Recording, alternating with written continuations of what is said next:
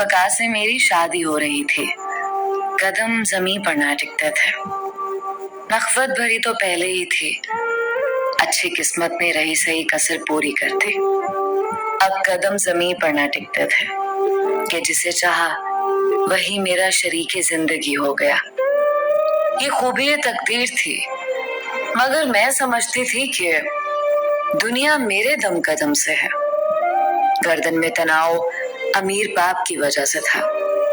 हर किसी से अकड़ कर बात करना, नौकरों को झिड़क देना, ना जाने लोग इस रवैये पर मुझे क्या कहते होंगे। मैंने लेकिन कभी उनके एहसासात की परवाह न की। मेरे सामने मेरी खुशियों के अंबार थे। मुझे लोगों के साथ राहो रस्म रखने या उनकी परवाह करने की क्या जरूरत थी। घर में दौलत की कमी ना थी। मैं एक कुशादा बंगले में रहती थी, कार में घूमती, अच्छे से अच्छा खाती, अच्छे से अच्छा पहनती। मगर चंद दिनों से तबीयत उदास रहने लगी थी। ये पहला मौका था कि मेरी तबीयत खुद ब खुद उदास हो गई थी। बका मेरा मुंह तकते और हैरान होते कि मेरी जिंदगी में क्या कमी है जो लबों पर खामोशी की मोहर लगी है और चेहरा मुरझाया रहता है।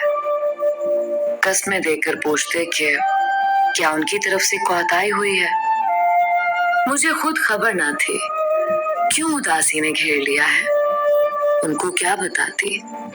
वो अब मेरे लिए खुसूसी वक्त निकालते, घुमाते फिराते, सैरें कराते, नया जेवर बनवा कर दिया, शॉपिंग कराने ले जाते। बिल आखिर वो थक गए, मगर मेरे चेहरे पर खुशी के गुलाब न खिल सके। वो मेरे लिए बेहद फिक्रमंद रहने लगे थे। बोले, तुमको किसी माहिर नफ्सियात के पास लिए चलता हूँ। इस पर मैं बुरा मान गई। उनसे कहा, आप मुझे ज़हनी मरीज समझते हैं। मैं दिमागी तौर पर बीमार नहीं हूँ। ऐसे मोड़ इंसानों पर आते ही रहते हैं। इसकी वजह जरूरी तो नहीं कि दिमाग का खलल हो। बाज दफा इंसान की छठी हिस्स आने वाले दिनों में किसी मुश्किल या मुसीबत की पेशगोई साबित होती। तभी पहले से इंसान अफसुर्दा रहने लगता है। मेरी बातों पर वो हंस पड़े। कहने लगे, बड़ी फिलोसफर हो गई हो, सूफी तो नहीं बन गई? या तुम्हारी रूह मुस्तकबिल में भी सफर करने लगी है? खुदा की बंदी, ये सब तुम्हारे जहन की इख्तरा है, ऐसा कुछ नहीं है। अच्छा, ऐसा करते हैं, इस मूड को भगाने की कुछ तदबीर करते हैं।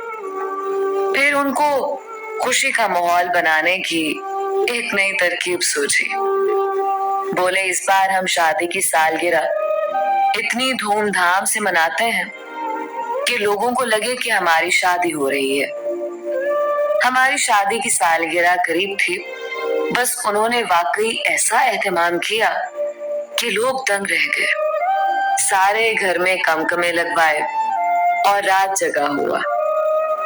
रक्स की महफिल सजाई। वो वैसे ही थी जैसी शादी पर की गई थी। उस दिन बका की फरमाइश पर मैं दुल्हन की तरह सजी हुई थी। अजीज, दोस्त, रिश्तेदार सभी मौजूद थे और पुरतकल्लुफ खाने का एहतमाम किया गया था। खास बात रक्स व मौसीकी की महफिल थी। बिल्कुल यूं ही लग रहा था जैसे शादी हो रही हो। रात के खाने के बाद गाने का प्रोग्राम रखा गया था। गायिका दरमियान में बैठी हुई थी और हाल में मेहमान चारों तरफ सोफों और कुर्सियों पर विराजमान थे। कुछ शौकीन मिजाज कालीन पर ही जमकर बैठ गए और सभी हमातन गोश हो गए। हारमोनियम और दीगर आलाते मौसीकी के साथ अपना फन पेश करने वाली एक उधेड़ उम्र की औरत थी और दो लड़कियां थीं जो उस औरत को आपा कह रही थीं। लड़कियां काफी खूबसूरत थीं। एक की उम्र 19 और दूसरी की 17 बरस होगी। उनको गाना तो बराए नाम आता था, मगर रक्स में माहिर थीं। पहले बड़ी लड़की ने गाना सुनाया, फिर छोटी ने गजल गाई। उसके बाद कुछ मेहमानों की तरफ से रक्स की फरमाइश होने लगी। गोरी गोरी हसीन दोशीज़ाएं, ऊपर से जर्क बर्क लिबास, ये क्लासिकी रक्स और लोक नाच की माहिर थी। जब बड़ी रक्स करते करते पसीना पसीना हो गई तो उसकी जगह छोटी ने संभाल ली। वो महफिल से निकलकर दरमियानी शीशे की स्लाइडिंग डोर को थोड़ा सा खोलकर उस तरफ आ गई जिधर खवातीन बैठी हुई थी और शीशे की दीवार से इधर रक्स देख सकती थी। मैंने उसे आते देखा तो मेहमान खवातीन के दरमियान से उठकर दरवाजे पर पहुंची और पूछा, तुम्हें क्या चाहिए? पानी मंगवा दीजिए, मगर ठंडा ना हो। वहां खिदमतगार ठंडा पानी दे रहे हैं और मैं ठंडा नहीं लेती, मेरा गला फौरन खराब हो जाता है। ठीक है, तुम यहाँ ठहरो, मैं मंगवाती हूँ। मैंने खादमा को इशारा किया, सादा पानी ले आओ और इनको दो। वो किचन की तरफ चली गई। लड़की खवातीन वाले कमरे में आने की बजाय कॉरिडोर में ठहर गई। मैं वहां ही रुकी थी ताकि खादिमा आ जाए तो मैं वापस खवातीन की तरफ जाऊं। उस दौरान लड़की ने सवाल किया, क्या आप साहिबे खाना की बेगम हैं? हाँ, इसके अलावा कोई और तो नजर नहीं आ रही हूं।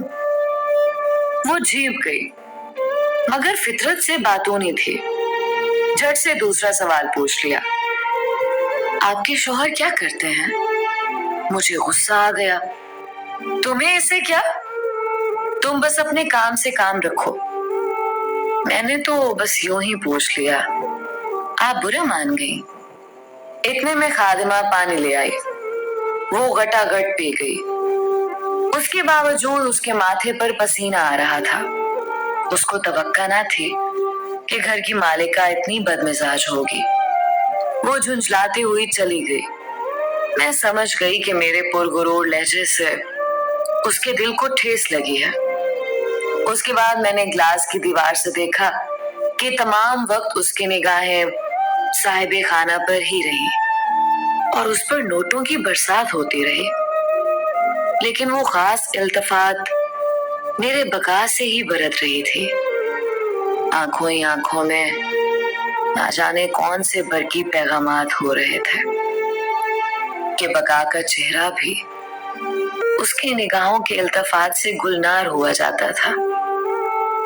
सोचा भरी महफिल में एक रकासा के इल्तफात से उनके चेहरे पर ऐसा रद्द अमल हो रहा है और उस नाचने वाली ने तो साहिबे खाना को इल्तफात भरी नजरों से ताकना ही है, क्योंकि उनसे ढेर सारे पैसे जो बटोरने हैं। घुमा भी ना था कि मुझको खुश करने के लिए इतने एहतमाम से सजाई गई महफिल उस रात में मेरी जिंदगी की बाजी भी पलट सकती है।